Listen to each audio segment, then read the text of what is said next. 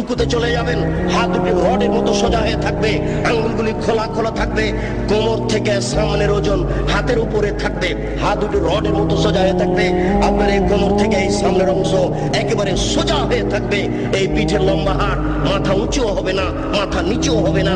একাধিক সহিহ হাদিস আঙ্গুল খুলে খুলে রেখে আপনি বলবেন সুবহান রাব্বিয়াল আযীম।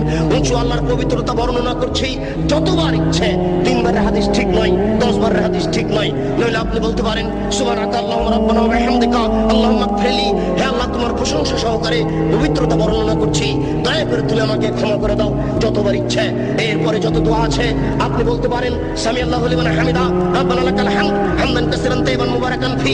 আল্লাহ ওই লোকের প্রশংসা শুনলো যে তার প্রশংসা করলো, খুব তার প্রশংসা, বরকতময় তার প্রশংসা, আকাশ পরিমাণ প্রশংসা, জমিন পরিমাণ প্রশংসা, আকাশ জমিনের মধ্যে যে ফাঁকা রয়েছে এই পরিমাণ প্রশংসা। বিলামা শেতামিন শহীদ বাদু, তুমি কত প্রশংসা চাও তা আমি জানি না, তুমি যত চাও তত তোমার প্রশংসা।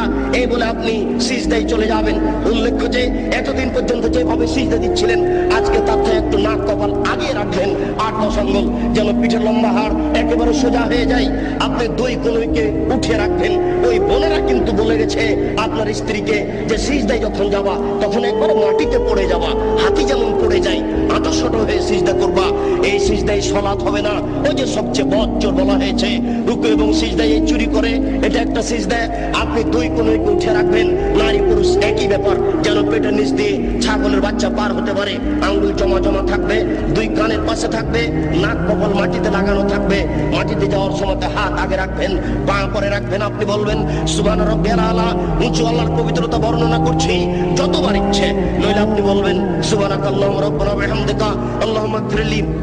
নইলে আপনি বলবেন আল্লাহুম্মা ইগফিরলি জামবি কুল্লাহু দিক্কাহু ওয়া যুল্লাহু ওয়া ওয়ালাহু আখরাহু ওয়া নিয়াতুহু সিররা।